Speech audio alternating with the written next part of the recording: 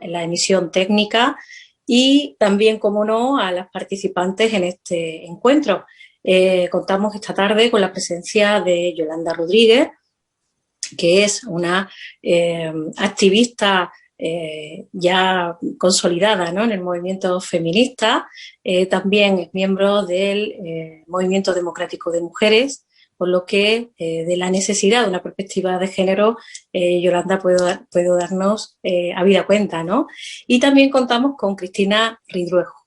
Cristina Ridruejo ha participado en la consulta estatal la consulta popular Monarquía o República de Madrid, de 2018, forma parte también del colectivo Mujeres por la República y también es reconocida su actividad republicana y feminista. Yo esta tarde creo que tenemos el cometido, si no me equivoco, de dar respuesta a varias preguntas, ¿no?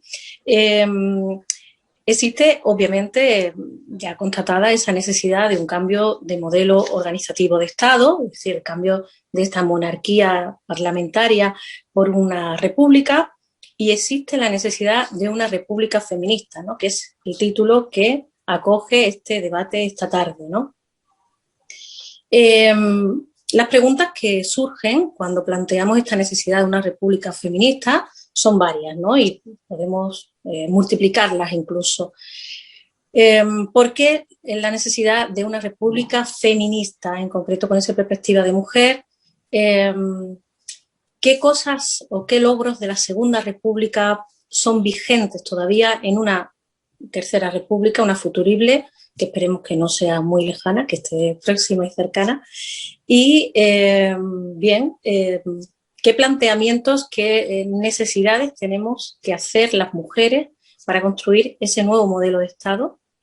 Es en ese proyecto constituyente, en ese proceso nuevo de construcción de un nuevo Estado, para que nuestra perspectiva de género, nuestras necesidades sean consideradas y sean tenidas en cuenta y podamos alcanzar una igualdad más real y más plena. No sé cuál de vosotras quiere empezar dando respuesta a alguna de estas preguntas. No sé si... Cristina. Vale.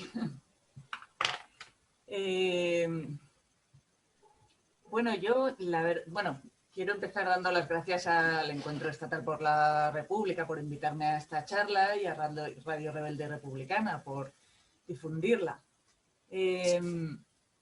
Yo, antes de entrar a hablar del tema del tema de la República Feminista, me gustaría comentar, porque es que lo impone la actualidad, digamos, lo que pasó ayer en el Congreso de los Diputados y Diputadas, por cierto, donde se realizó, como habréis oído, este acto de homenaje a Clara Campoamor, presidido por la reina doña de Leticia. Entonces, aparte de comentar lo vergonzoso que me parece en general que el rey y la reina presidan, contaminen cualquier acto de homenaje a la República o a figuras de la República, como fue el rey cuando hace unos meses inauguró la exposición sobre Azaña en la Biblioteca Nacional, o los reyes cuando fueron a París al homenaje al regimiento de exiliados republicanos, la 9, ¿no? En fin, aparte de eso, en general, me gustaría comentar, analizar un momento este asunto de este esperpento de ayer desde el punto de vista de sus implicaciones para el feminismo. ¿Por qué? Porque el movimiento feminista no es uniforme y ahora mismo estamos asistiendo, creo yo, a una pugna por su hegemonía, o más bien una pugna por arrebatarle esa hegemonía a la izquierda. Porque la visión, yo creo que la tendencia más extendida en el feminismo es la izquierda o centro-izquierda, ¿no?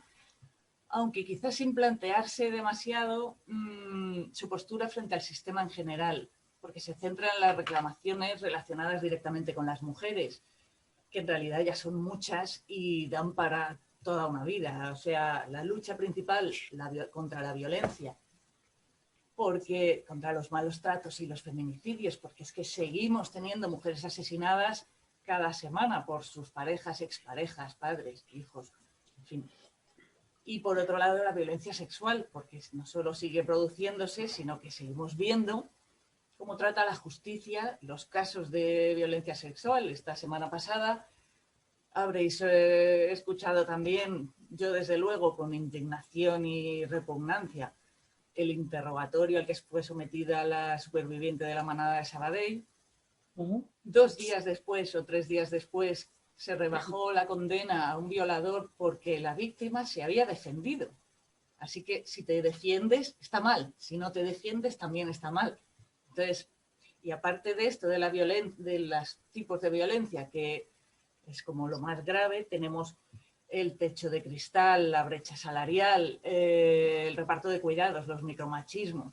Quiero decir, hay muchísimo y no me quiero ir más por las ramas porque no es el tema de hoy, pero solo quería decir por qué comprendo perfectamente que la prioridad del feminismo es esa y estos asuntos de los que hablamos hoy son secundarios, ¿no? Ahora bien, volviendo a la tendencia un poco del feminismo, claro, ahí, como decía, es izquierda, centro-izquierda en algunos casos, ¿no? Hay algunas incluso que piensan que el feminismo de derechas no existe, pero sí existe. Es el feminismo de ayer, de la reina Leticia, ¿no? Es el feminismo capitalista. Es un feminismo light que no pretende cambiar el sistema, sino perpetuarlo con un retoque, es decir, que las mujeres puedan acceder a las parcelas de poder que le estaban vedadas antes. Pero la injusticia social intrínseca al capitalismo no le plantea ningún problema. Lo que el problema es no poder formar parte de esa élite explotadora. Sus figuras ejemplares entonces serían históricamente Margaret Thatcher y así, pero hoy mismo, pues Ana Patricia Botín, Isabel Díaz Ayuso y ahora la que quiere formar parte de ello también, la reina Leticia. Entonces, ¿por qué la reina Leticia de pronto quiere ser feminista o quiere venderse como feminista? Porque esta gente no da puntada sin hilo. Pues se embarca dentro de esta... O sea, quiere demostrar que se puede ser feminista y a la vez formar parte de del sistema establecido, ¿no? Quiere granjearse las simpatías de una parte del feminismo, que es lo mismo que hizo el año pasado Inés Arrimadas cuando intentó ir a la manifestación del 8M y fue abucheada. Y lo que hacen muchos medios que intentan transmitir que el feminismo es políticamente neutral.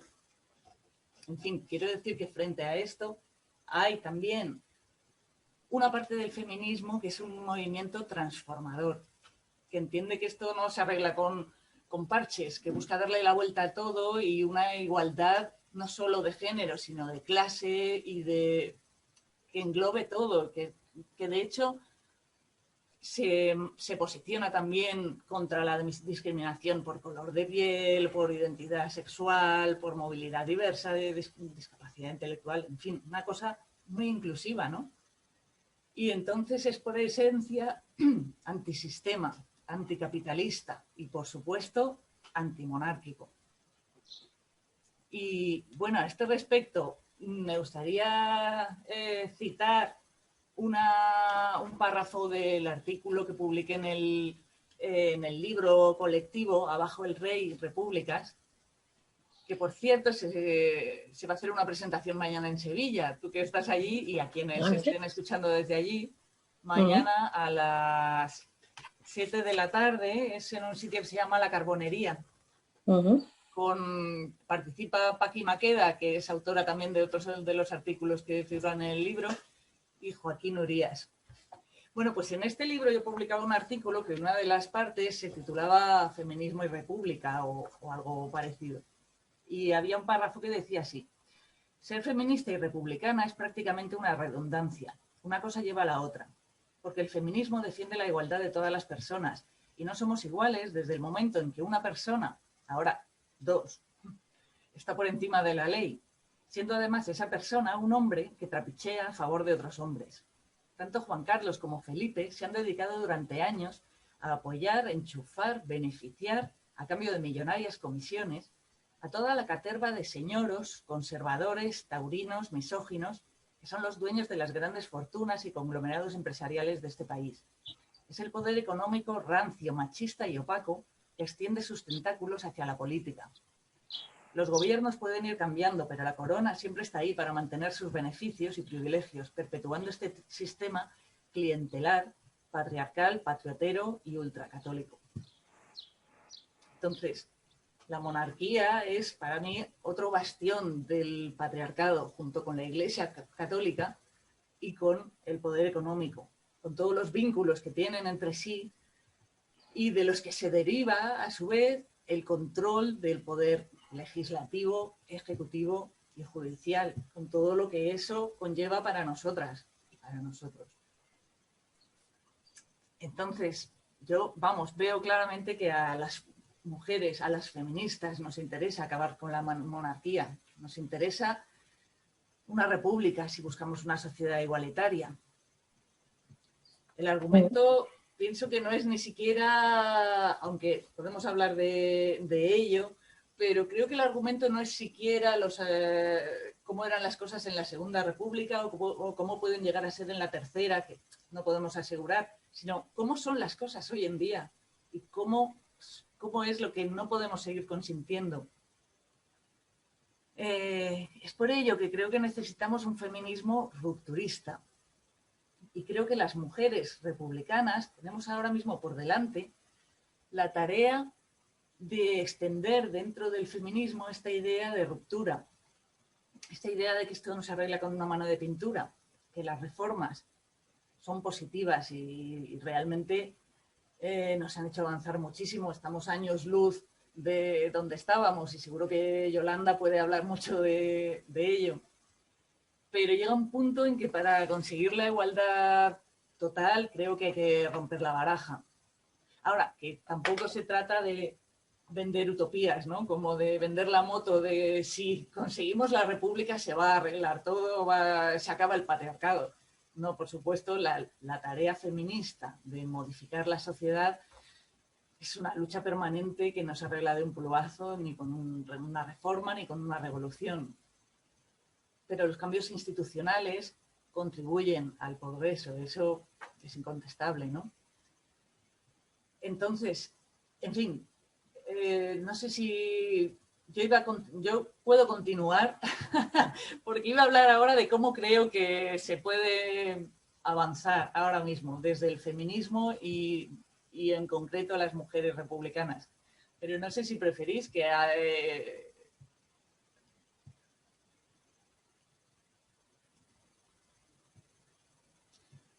Bueno, sigo.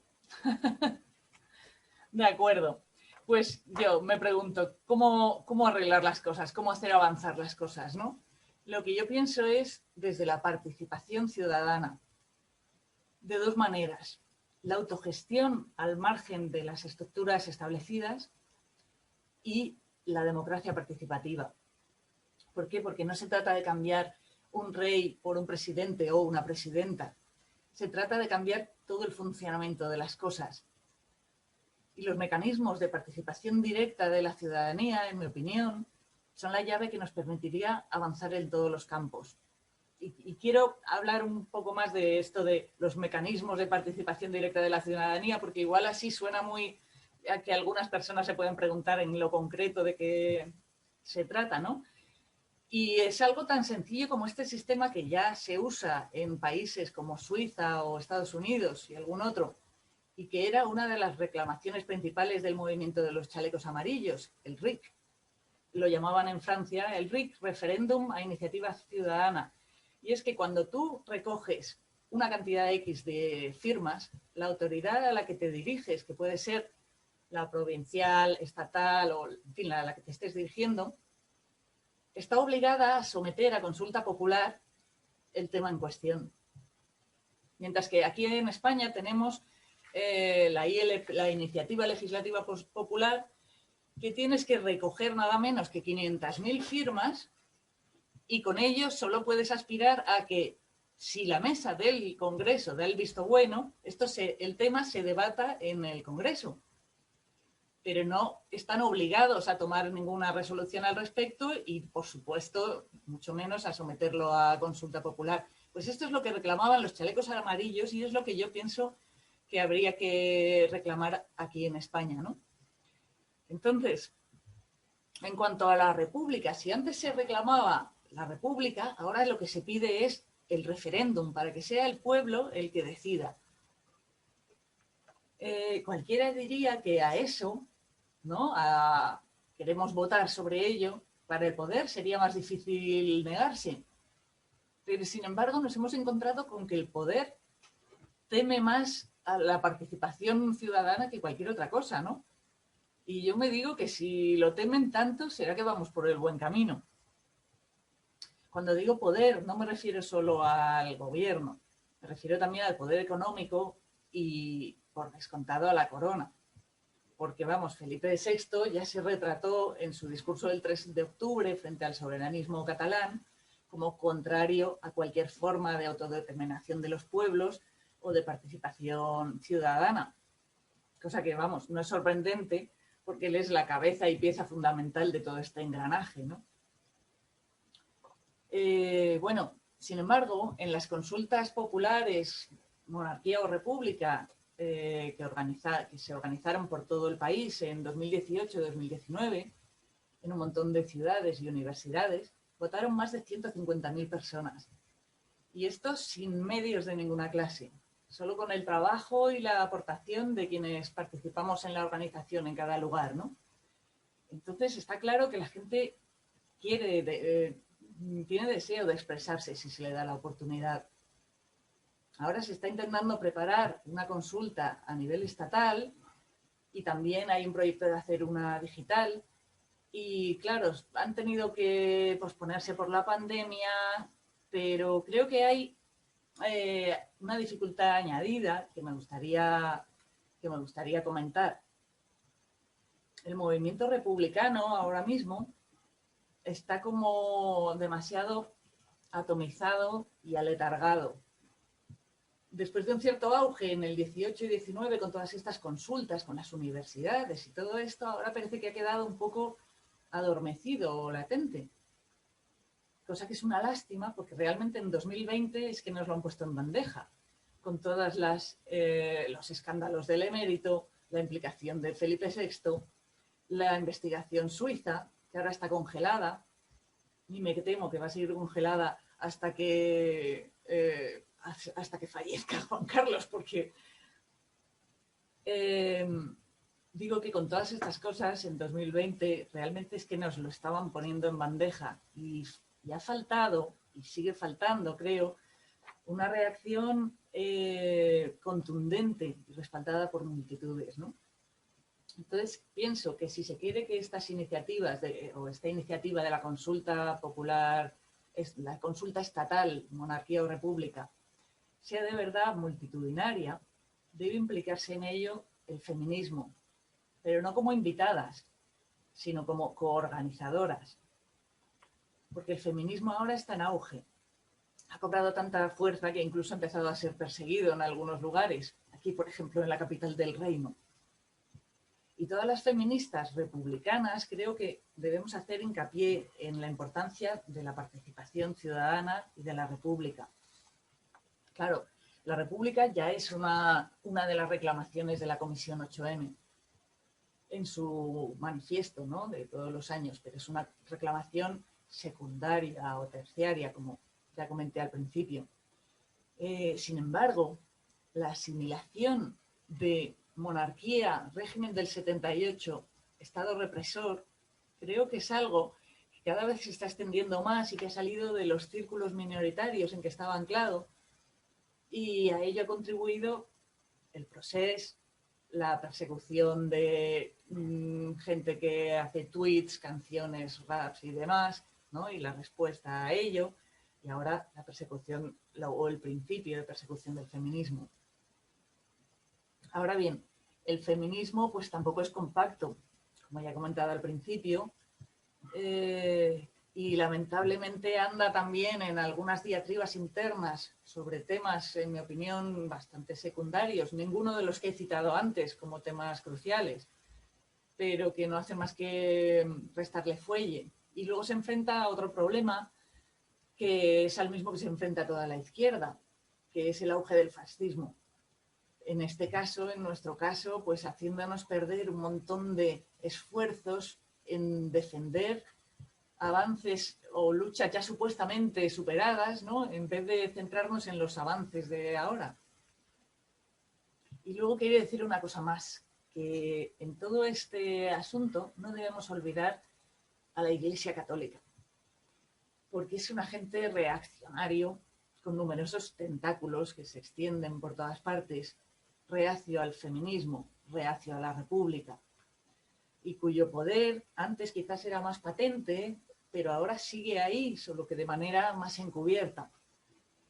Desde el feminismo creo que también debemos erosionar ese poder de la Iglesia. Yo participo, por ejemplo, en una iniciativa aquí de apostasía feminista colectiva, que nos fue prohibida en Madrid en el marco de la prohibición de todas las actividades del 8M, pero para que veáis un caso curioso, el día 22 de marzo, cuando fuimos fueron un grupo de compañeras al Arzobispado de Madrid a presentar su solicitud de apostasía juntas, y eran 12 o 14, se encontraron a 2 furgones de la Policía Nacional apostados delante del Arzobispado, que identificaron a todas las apóstatas potenciales y multaron a 2 de ellas. Esto para que veamos cómo siguen vigentes esos vínculos tremendos entre la Iglesia y el poder.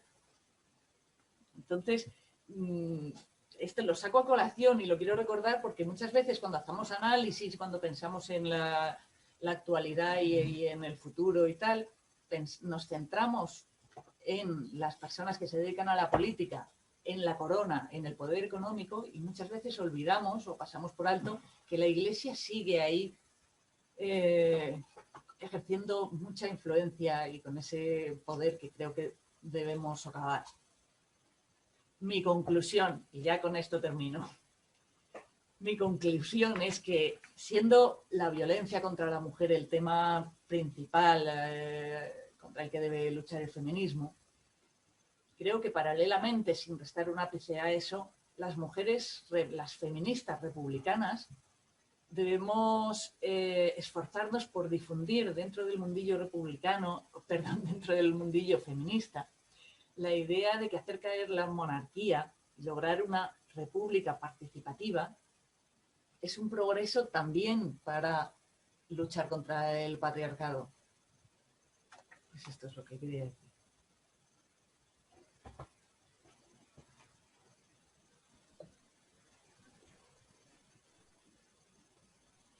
Bien, pues muchas gracias, Cristina, por tu intervención, por aclararnos todos estos temas.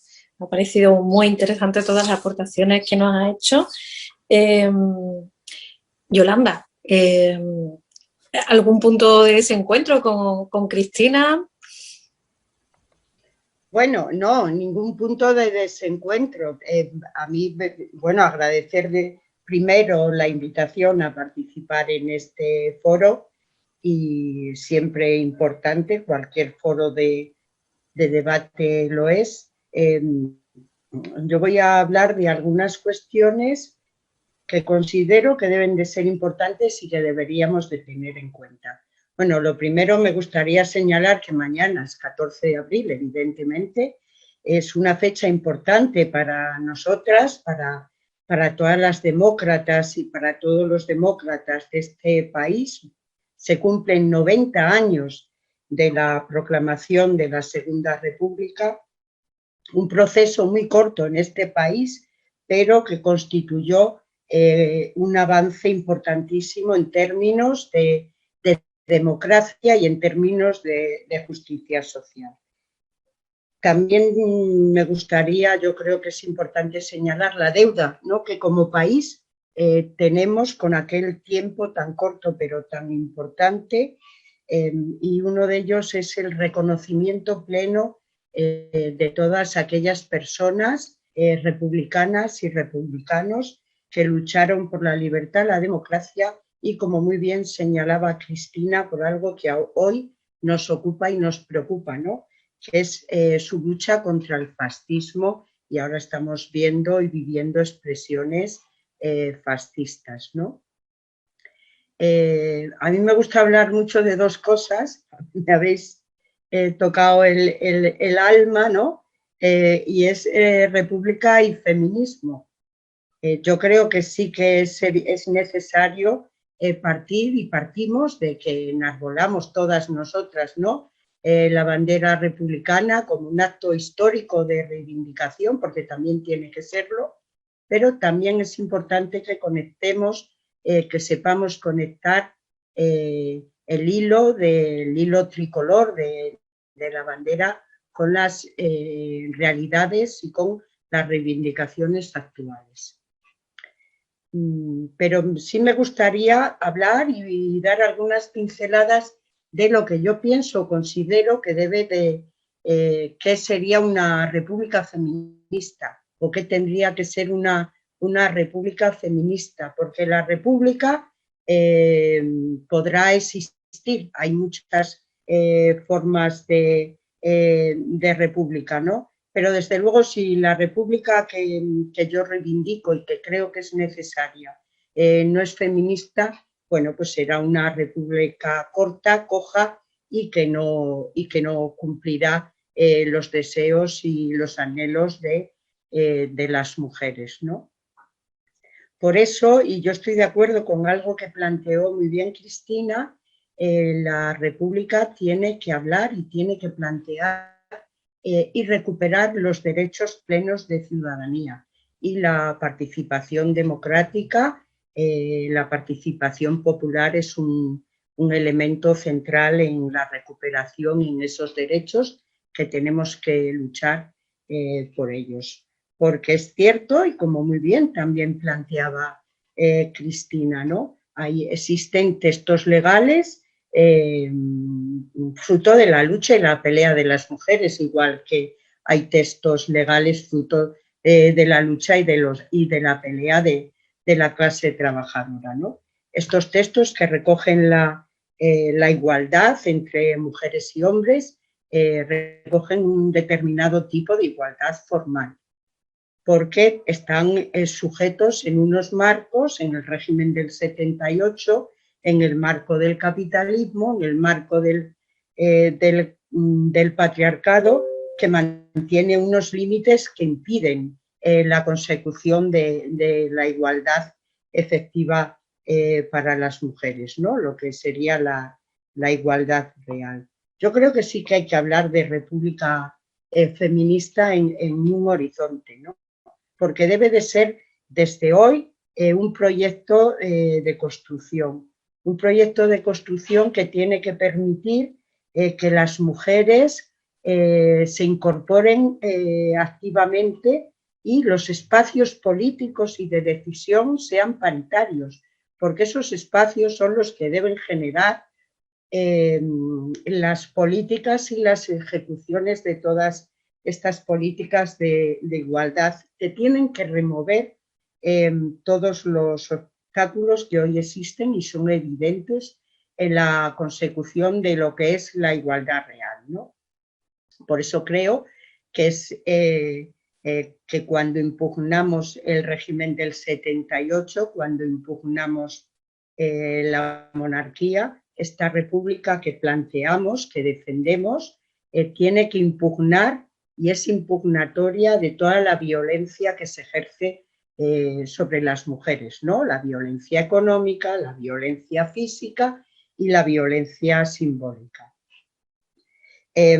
Habíais apuntado al principio que habláramos también de los logros de la Segunda República, ¿no? Yo creo que ahí, es verdad, nunca este país había vivido en un periodo tan corto conquistas tan importantes y derechos fundamentales para las mujeres, para el derecho al divorcio, el derecho al aborto, equiparaciones de igualdad en los salarios. Bueno, fue un tiempo, un proceso muy corto, ¿no? Pero un proceso que trunca un golpe militar y las mujeres fueron brutalmente perseguidas, torturadas y asesinadas durante lo que se llamó la guerra civil, que no fue nada más, que fue un levantamiento, un golpe militar, ¿no?, que acaba triunfando, y una dictadura que durante 40 años somete muy bien, con la alianza que tenía con la Iglesia, somete muy bien a las mujeres, ¿no? Por eso la Tercera República yo creo que tiene que hablar, y tenemos que plantear ese camino para una consecución real de derechos. Creo que esa república, muy bien, apunta Cristina también, yo creo que coincidimos en muchas cosas, yo voy a resaltarlas también. Esa república feminista tiene que ser laica, tiene que haber una separación total entre el Estado y las confesiones religiosas. Las mujeres hemos vivido y sabemos muy bien lo que supuso, como antes comenté, la alianza que establece la dictadura y el franquismo con la Iglesia, yendo bajo palio, pero no podemos olvidar que este régimen, el régimen del 78, esta monarquía corrupta, pero que sea corrupta es intrínseco en las monarquías, igual que lo es en el capitalismo y en el neoliberalismo, ¿no? Este régimen, esta democracia que tenemos, mantiene un acuerdo y un concordato con la Iglesia Católica, ¿no?, que permite, bueno, pues que no haya una separación real entre la Iglesia y el Estado. Esta república, que tiene que ser feminista, evidentemente una de las cosas que va a tener que hacer y que es importante es abolir y separar y eliminar la enseñanza religiosa de todos los centros, primero de los públicos, ¿no?, evidentemente. Y bueno, la república feminista pues tendrá que hablar de otro tipo de centros de educación, y tendrá que primar lo público para que vaya desapareciendo la enseñanza privada, cosa que en otros países de Europa, España es un labicoca para algunas cuestiones. Una de ellas es el tema de la educación, ¿no? De la educación privada. Somos el país, comparado con otras democracias europeas, que algunas mantienen también como forma de Estado la corona, muchas no, pues el país que más protección y que más dinero público de nuestros impuestos dedica a la enseñanza privada, ¿no?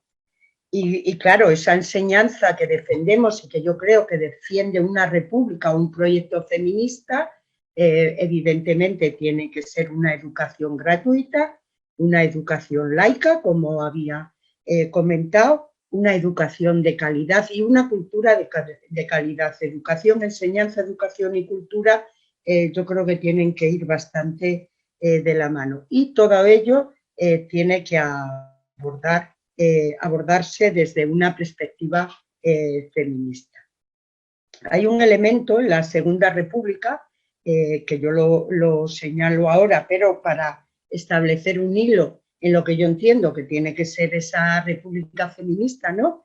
Y es la apuesta, sobre todo de las mujeres, por enarbolar la bandera de la paz, ¿no? Allí surge el movimiento de Mujeres por la Paz, mujeres antifascistas, pero hay la propia Constitución republicana, la propia Constitución de la Segunda República, en su artículo 7, voy a leer exactamente, decía: España renuncia a la guerra como instrumento de política nacional. Claro, la realidad que vive este país bajo una monarquía, bajo el régimen del 78, está totalmente alejada de aquellos principios de paz, ¿no? Formamos parte de la OTAN, participamos en algunos sitios de una manera llamada misiones de paz, pero que ocultan también emisiones poco pacíficas y de agresión y de intromisión en los pueblos, y por eso yo creo que es muy importante incorporar al proyecto republicano, al proyecto feminista de República, el horizonte de la paz, ¿no? Y como también apuntaba Cristina, yo creo que coincidimos bastante en todas estas cosas, ¿no? Es decir, la República Feminista tiene que ser un proyecto anticapitalista, tiene que ser un proyecto anticolonialista, tiene que ser un proyecto abolicionista de todas las formas de dominación y explotación de todos los seres humanos, del país y del planeta. Y hay un elemento que yo sí voy a situar porque creo que es importante, que habrá que ir dotándolo de propuestas más desarrolladas, pero sí que debería de incorporar una república feminista, ¿no? Y es la capacidad impugnatoria de esa república de lo que es la reproducción sexual del trabajo y cuestionar todo el modelo de familia patriarcal que vivimos.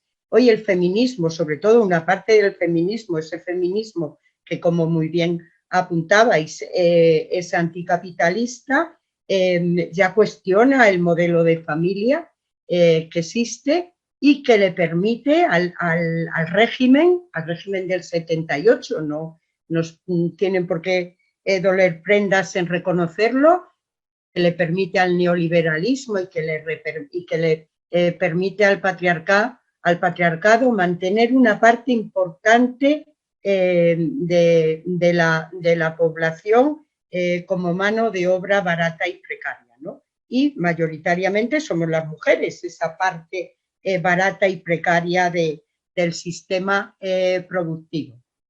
Por eso la República debe de iniciar, o debemos de iniciar ese camino para ir resolviendo todo lo que tiene que ver con la división sexual del trabajo. Y yo creo que hay otro elemento importante que debemos de incorporar a un proyecto republicano y que sea feminista, y es que tenemos que hablar y tenemos que redistribuir nuestros tiempos de trabajo, nuestros tiempos de vida, con un objetivo que es bueno y que será bueno para todo el mundo, ¿no? El buen vivir de todas las personas que habitaríamos o viviríamos en ese proyecto estatal de Estado republicano. Voy a dar solo 3 pinceladitas muy pequeñas para no ocupar mucho tiempo y por si espero y deseo que haya preguntas, ¿no?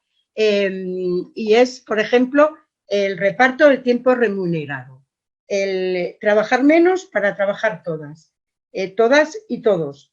Y cuando hay un dato, cuando el movimiento obrero a principios del siglo XX reivindica y habla del reparto aquel de 8-8-8, 8 horas, no sé los 8 que he dicho, 8 horas de trabajo, 8 horas de ocio y 8 horas de descanso, es cierto que lo hacía desde una visión tremendamente masculina. Ocultaba y sigue ocultando el mundo del trabajo, sigue ocultando la cantidad de horas que las mujeres destinaban y destinamos a tareas domésticas y de cuidados. Yo creo que el tema de los cuidados es importante en la sociedad actual y tiene que ser importante en un proyecto de república y de república feminista, ¿no? Hay que racionalizar todos los horarios que permitan esa corresponsabilidad personal entre nuestra vida personal, nuestra vida familiar, nuestra vida pública, al margen del tipo de familia que tengamos. En el camino de eliminar, abolir la familia patriarcal, pero independientemente del tipo de familia que vivamos y en la que vivamos, eso hay que racionalizar muchísimo los horarios, ¿no? La República Feminista tiene que dedicarle y contemplar el derecho al tiempo de la crianza y de los cuidados. hay leyes en esta democracia burguesa, en este régimen del 78, que hay leyes que hablan de permisos iguales, intransferibles por nacimiento y adopción, ¿no? Y hablan de excedencias, pero todas estas leyes establecen derechos formales y de difícil consecución y práctica para la realidad o para la inmensa mayoría de las mujeres, sobre todo a las mujeres que yo creo que la República tiene que apelar, que es a las mujeres de la clase trabajadora, ¿no? Siempre hay pequeñas trampas y las mujeres, las trabajadoras y también los trabajadores, ¿no? Que están en condiciones más precarias, acceder a estos derechos que están en el papel, chocan con su posibilidad de ejercer ese derecho como ciudadano o ciudadana, ¿no? Y también hay otra cosa, muy breve todo, lo estoy así intentando hacer que sea breve. La República Feminista tiene que facilitarnos a las personas, pero yo hablo de las mujeres, porque lo que es bueno para las mujeres, para el feminismo es bueno para la sociedad en general, también el desarrollo y facilitar la vida en aquellos sitios donde habitamos, ¿no? En nuestros lugares comunes de vida, en las ciudades, en el campo, en el mundo rural. Es cierto que hay diferencia de cuando una habita en una ciudad o cuando una habita en el mundo rural, por los tiempos, como están modeladas y formadas las ciudades para separar perfectamente el mundo productivo del mundo reproductivo, lo costoso que es en tiempo para las mujeres todo esto, pero también hay elementos que son comunes en todo el país y que la República Feminista tendría que tener muy en cuenta y que tenía que trabajar en ello.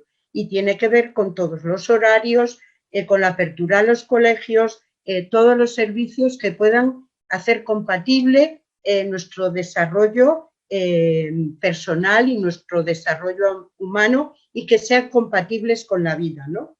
Y después el derecho a la vivienda. La República tiene que garantizar y transversalizar, porque lo voy a explicar así, ¿no? Ese derecho a la vivienda de todas y de todos, pero un derecho que permita ejercer derechos colectivos de cuidados, formas de viviendas colectivas, espacios comunes de gestión cotidiana, profundizar y trabajar en el feminismo, pero profundizar y trabajar y desarrollar elementos de participación y elementos de trabajo común.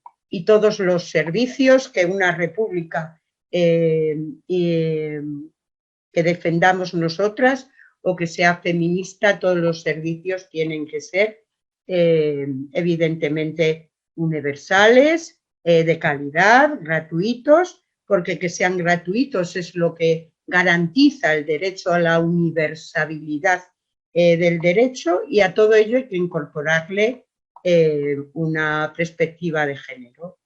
Y yo creo que tiene también esa república que incorporar todo el potencial movilizador y subversivo que ha aportado el feminismo en este país en estos años, ¿no? Ese feminismo que, como muy bien decía Cristina, se ha declarado anticapitalista, profundamente anticapitalista, y que las mujeres salían a la calle y no tenían ningún miedo, ningún rubor en reconocer y en decantarse anticapitalistas, ¿no?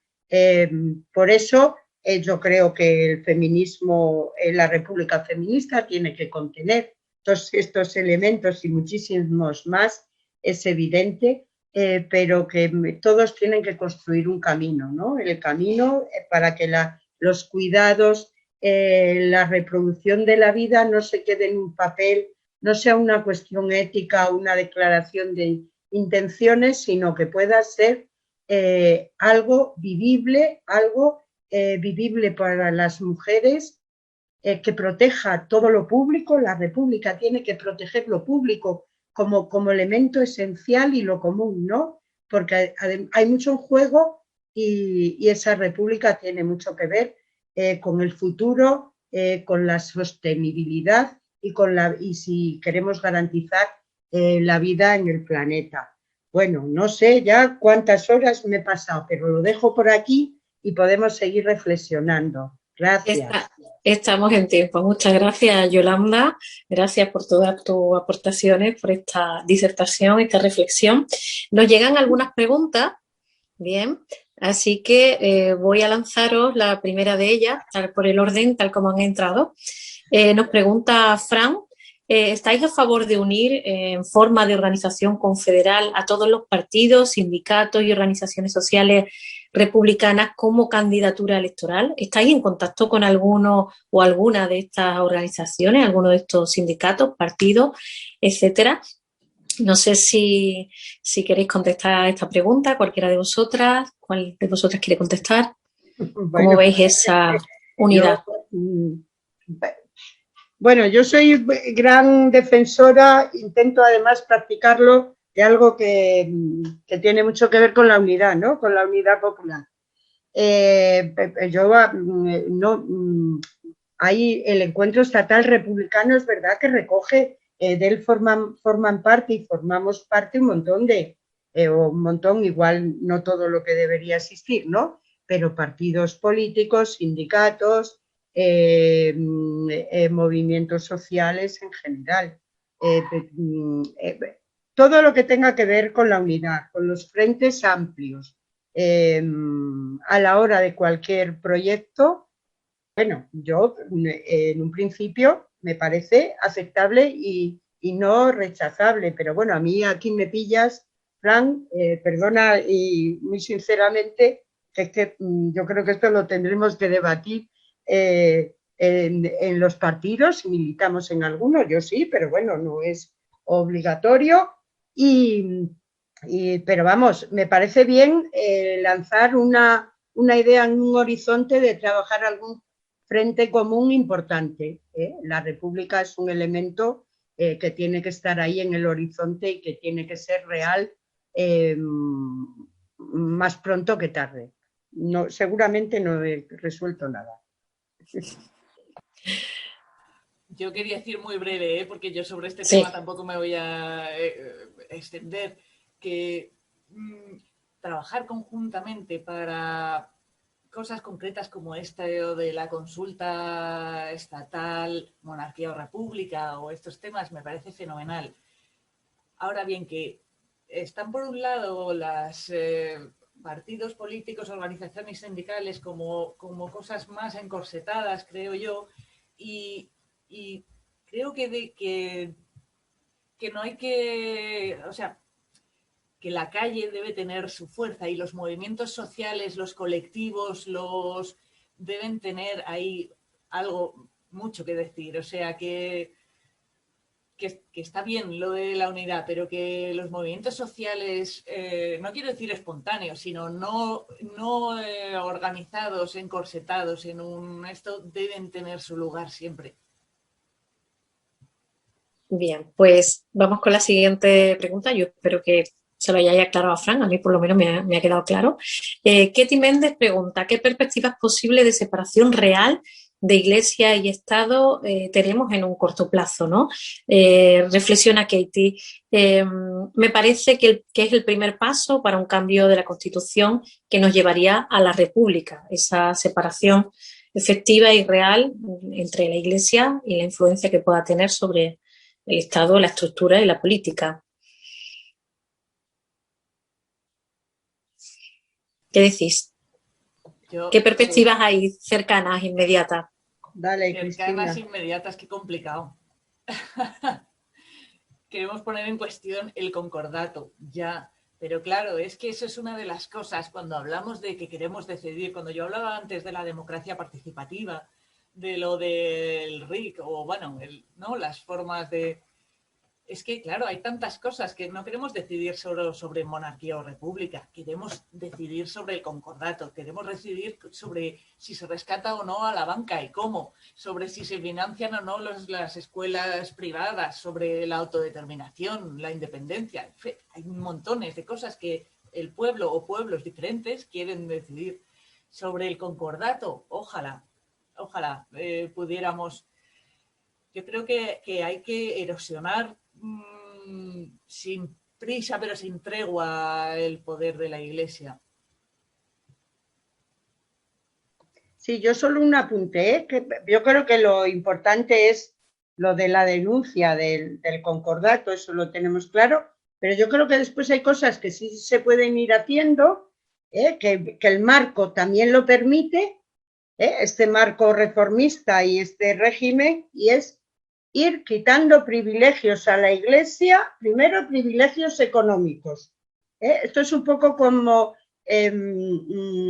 cuando se habla de los toros o no, o tal, ¿no? Evidentemente es una tortura, ¿no? Pero yo siempre he dicho que la mejor manera, no de acabar con los toros, sino de acabar con lo que llaman esa fiesta nacional, es quitarles el dinero. Tú eliminas subvenciones y ya estás facilitando mucho el camino, ¿no? Bueno, pues con esto habría que empezar también por ir eliminando poco a poco privilegios, lo del tema del IBI, eso es importantísimo, en recuperar toda la expropiación que ha hecho de la Iglesia con las inmatriculaciones y que paguen el IBI, todo lo que no sea culto. En mi ciudad, por ejemplo, es un dato de hace mucho, pero el 17% del suelo, el suelo de lo que es la ciudad, es propiedad de la Iglesia Católica.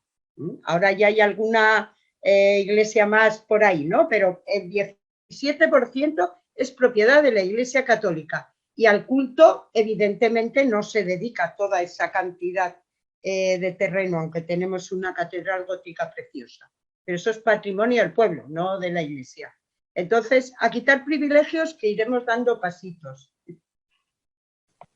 Totalmente. Como todavía nos quedan unos minutitos, voy a aprovechar una noticia de última, ¿no? Hoy mismo el ministro Escrivá ha hecho una propuesta de alargar la vida laboral, ¿no? Bonificando a quien no se jubile. No sé si la habéis visto, esta noticia, si estáis más o menos al tanto de ella. Y enlazo la pregunta. La propuesta del ministro Escrivá se puede considerar antifeminista en el sentido de lo que hablábamos o lo que exponía Yolanda, ¿no? Ese reparto de 8-8-8, ¿no? 8 horas para el trabajo, 8 horas para el descanso, desde esa visión masculina, pero también antifeminista porque somos las mujeres las que tenemos la tasa de paro más elevada y por lo tanto si se produce el tapón en las edades más avanzadas, pues difícilmente se va a repartir ese trabajo. No sé cómo consideráis o cómo valoráis esta propuesta de alargar la vida laboral, si favorece o no favorece a las mujeres, si puede ser considerada una propuesta, por supuesto, apuntalando el sistema capitalista y nada feminista o progresista.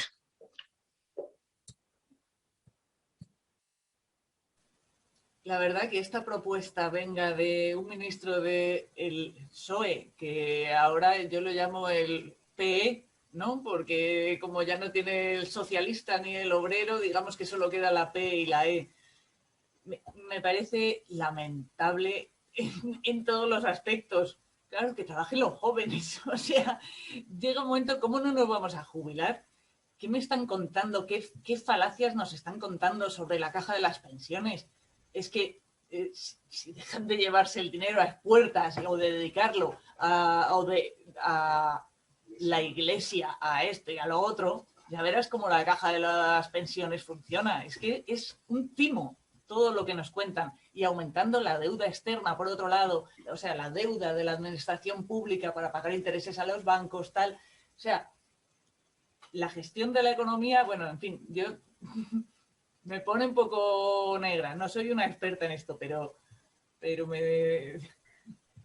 Sí, yo estoy de acuerdo y además yo creo que, bueno, estamos acostumbradas a que una parte del gobierno lance globos sonda por ahí a ver después cómo cuelan y cómo cuajan en la sociedad, ¿no? Pero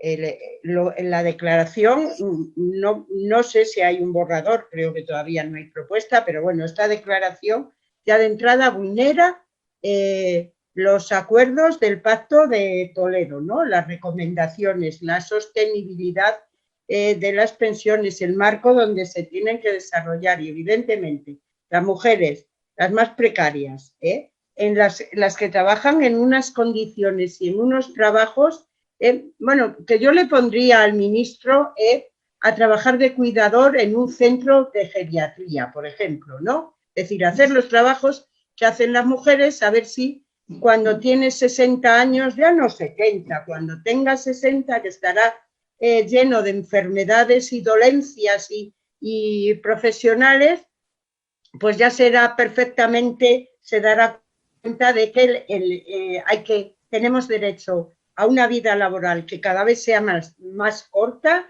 en el tiempo de años, en el tiempo de semanas.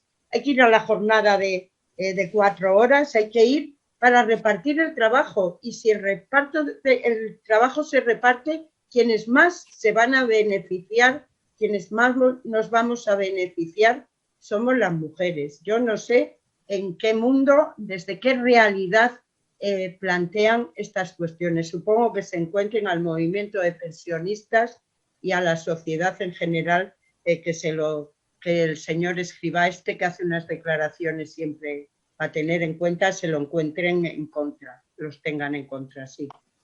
Es que nada feminista, desde luego, totalmente de acuerdo contigo.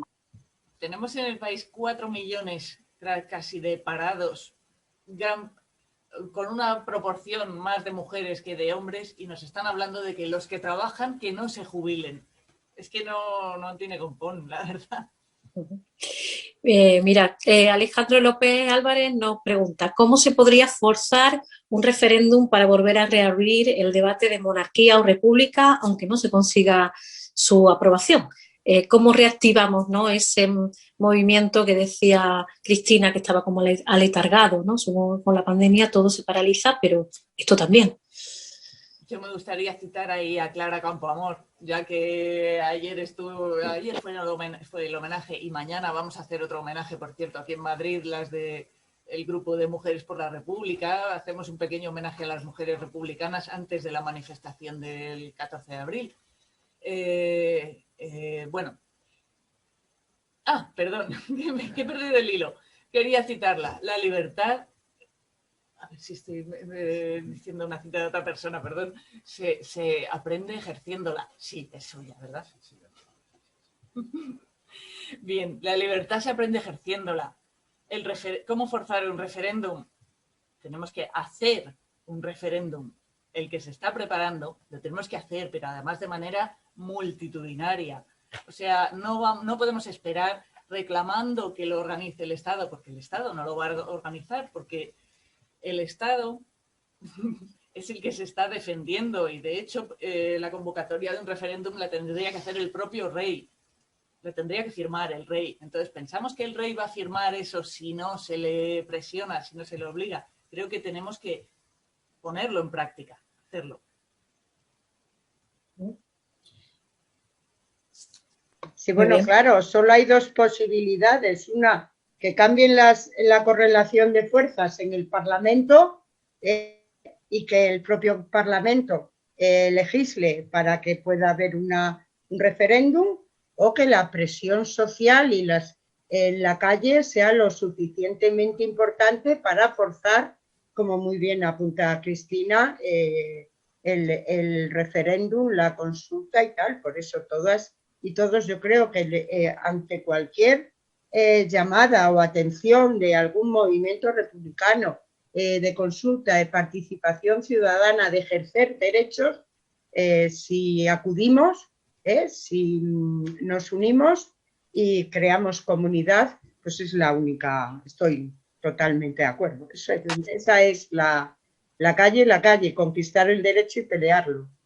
Y yo creo, y quiero, perdón, pero insistir en lo que dije antes sobre que para que ese referéndum autogestionado, organizado por la calle,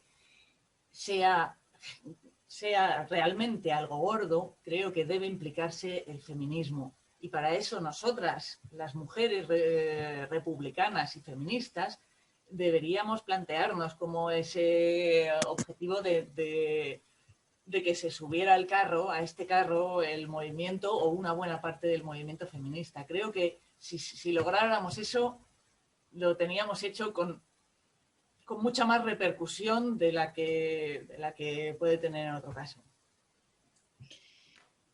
Bien, pues muchas gracias a las dos por asistir esta tarde, por participar en este tercer debate.